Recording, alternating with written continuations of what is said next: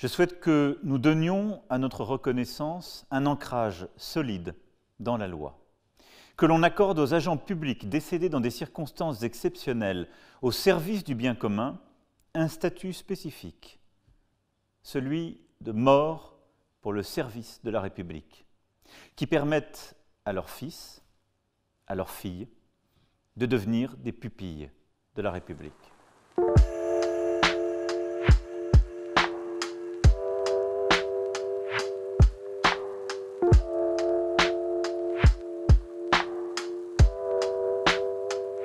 La République française sait ce qu'elle doit à celles et ceux qui sont morts pour la France ou pour le service de la nation.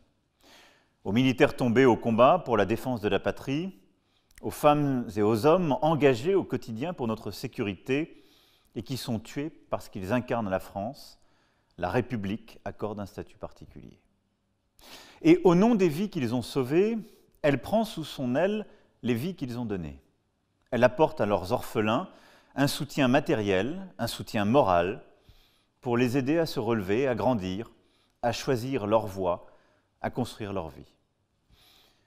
Mais il nous manquait jusque-là une organisation similaire pour ceux qui, sans nécessairement être militaires ou policiers, meurent alors qu'ils accomplissent leur mission de service public.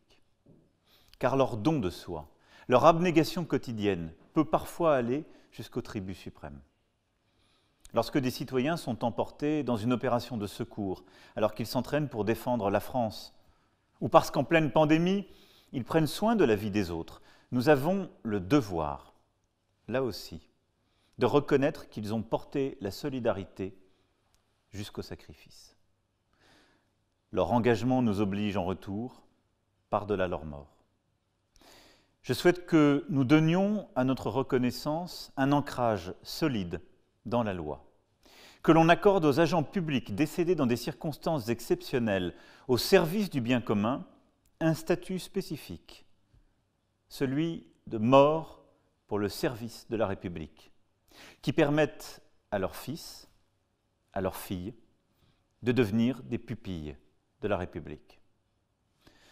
Le gouvernement présentera aujourd'hui au Parlement un projet d'amendement en ce sens, pour que notre République tienne ses engagements envers ceux et celles qui se sont engagés pour elle.